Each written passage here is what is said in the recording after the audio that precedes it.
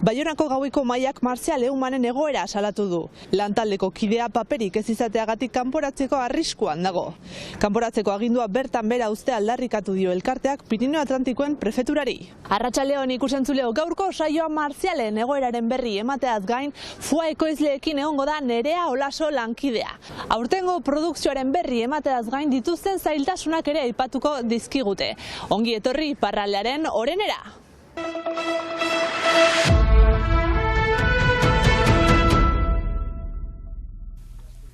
Humanitatearen une gorenak liburua aurkeztu dute Baionan. Izen bereko zutabe bat idazten zuen Aritz Galarraga Kastero Argian eta bertatik abiatzen da, baina liburu hau ez da zutabe bilduma bat, literatura batu baitzaio proiektu honetan. Gai asko ukitzen dira, baina tematika guztiak begirada literariotik lantzen dira. Beste liburu batzuk irakurtzera ere eramaten gaituen saiakera da hau. Edizioa Gorka Berezi Hartuaren eskutik dator, era linealean edo saltoka irakurri daitekeen lana. Saiakera literarioa, azken 3 urteen kronika, egunkari pertsonal bat, eguneroko gai gorenak eta aldi berean arruntenak direnak aurki daitezke. Bizitzaren laburtasunaz, bidaietzeaz edota ardoaz ere idazten du Galarragak. Gai anitzak, hausnarketara bultzatzen dutenak, autoreak berak adierazi duen moduan, ziurtasunik gabeko garai nahasi hauetan literatura helduleku gisa aurkeztua.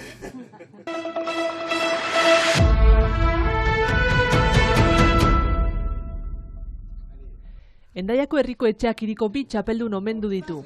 Hain zuzen, Jessica Barra Itsas Arraun munduko txapeldunari eta Elur Alberdi Arraun egokitutako PR3 eskult mistoren modalitatean munduko txapelketa irabazi duenari dominak eskaini dizkiete egindako lana eta lortutakoarengatik. Egia da domina plazer ematen duela eta Hendaian baitut lagun asko eta gainera tanborra da eta dena egiten dugu, beraz bai Hendaiarra bihotzez ere.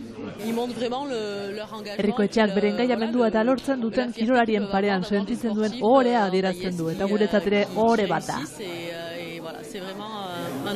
2024an Parisen egingo diren Paralimpiar jokoi begira jarri baino lehen, mezu bat helarazi nahi izan du Elur Alberdik. Olako elbarritasun batekin aurrera joan daitekela eta ametsak ditugunean gainditu dezakegula dena objektibo bat baldin badaukagu eta niretzako izan da berpiste bat, gaztetasun bat, ez dakit nola esplikatu, baina bizitzeko beste era bat eta hori oso garrantzitsua da eta nik eraman dezakedan mezua da denoi amets egin dezakegula eta dena iristera ahal izan dezakegula.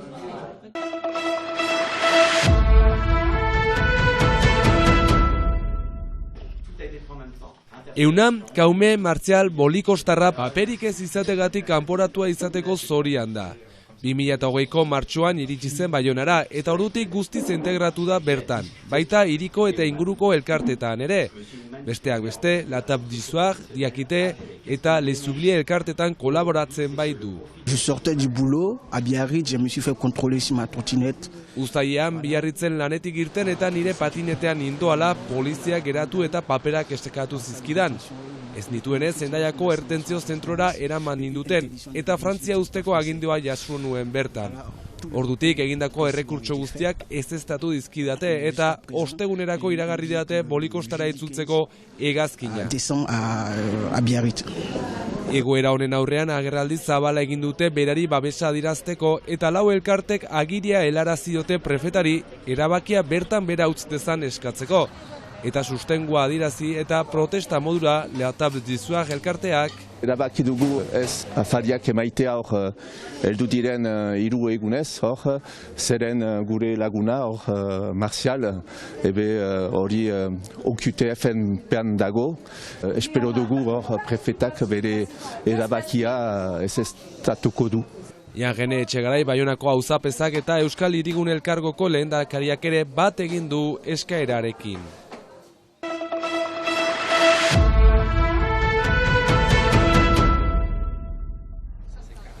Lanez gainezka daudeat ekoizleak urte sasoin honetan. Urte olegez, eskaera areagotzen baita. Baina aurten hegazti gripearen ondorioz izandako hilketa masibo eta hartu izan diren neurri zorrotzen ondorioz, produkzioa dezente txikiagoa izanen da. Eta gainera inflazioak ere izanen du eragina prezioan. Etxaldian nik kalkulatu dut ahate bakotxa 5 euro gehiago kostatzen du aurten. Prezioak emendatu dira, baina azken finean kontsumitzaile guzien nako bezala. Esan nahi bozula gasolina, elektrika, gaza igo dela. Be oartzen zira, lata metalezkoekin gainean hartu dugu eguneko 70 6 hilabetez. Oden esan edo hori guzia absorbitzen alduzu, mena memento batez gasarena ez duzu hori edetan absorbitzen al, edo elektrikarena, esan nahi du autoklabe bat itenutelarik foagarekin edo paterekin, ekostatzen da eguneko 25 gehiago orain, ez eta dela 6 hilabete. Oden naiz eta bezeroak betikoa dira, ez zira distribuzioa handian, oden kasu maiten dituzu, zaintzen duzu zure bezeroak ez duzu nahi igotu prezioak, mena obliata zira porcentake txiki bat, ez dirua iramazeko, baizik eta konpentsatzeko gorakada hori. Testu inguru berezi batean iritsi dira Gabon sasoinera ahate ekoizleak. Berante hartu dugu ekoizteana eta urte astapenean, nahi gozu guk neurriak hartu izan dira ahatiak barnean atxitzeko, eta horregatik gutiago ekoiztu dugu urte astapenean. Guk egin dugu dekalatu planinga, esan edu saian egiten dugu neku bete-betean galkatzearena, transformatzearena, aurten etzen posibilitaterik ate txikirik kaitea negu pasaden neguan egaztien gripa horren gatik. Oden induguna, ekain, ustail eta agorgilean indugu egiten duguna usaian, otsailean eta martxoan nahi baso. Frantziako gobernuak hegazti gripearen aurka harturiko neurrietako bat kanpoko hazkuntza debekatzea izan da, baina tokiko etxalde txikietan egiten den hazkuntza mota kanpokoa da, beraz neurri horiek kalte handia egiten diete. Eta guk ere azle gisa ez dugu nahi hori egin, guk nahi ditugu orai bezala aire zabalean aztu gure ahatiak. Nik ulertzen dut, 2 hilabete, 3 hilabete hor neguan, neguak ere eta hilabete txarra dira, azteko anitze euri, hotzarekin eta bahnean ere ondo dira ahatiak. Nik ulertzen dut hori 2 hilabete edo hola, urtean euro hori ez dut onartzen ala. Guai gertatzen dena, hor bada hilabete bat, berdira denak barruan egon. Hemen Euskal Herrian ez dute bizikik barruan ezartzen. Zeren eta gobernuen esanetan arazo gutiago ukanen dute edo editasun gutiago barnean egon ez denak metatuta, ez eta kanpoan, eta guretzat ez alderantziz da.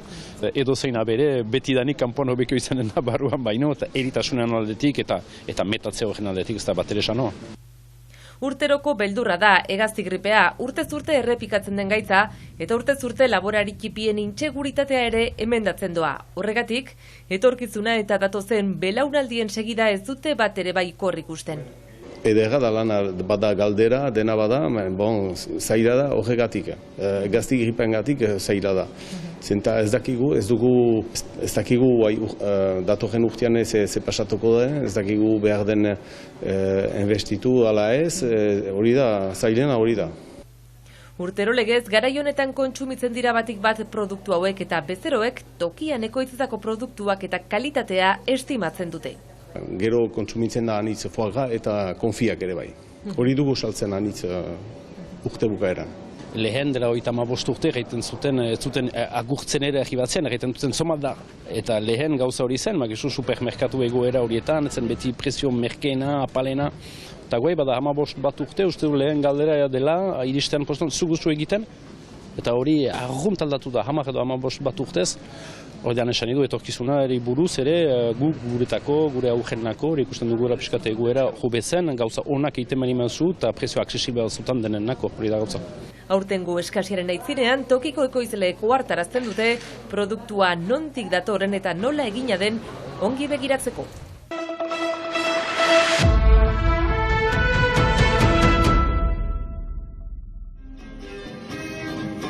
Dantzarekin amaituko dugu saioa Biarritzeko Gardumidi antzokian eskaini zen Amoria eta Dolore ikuskizunarekin hain zuzen.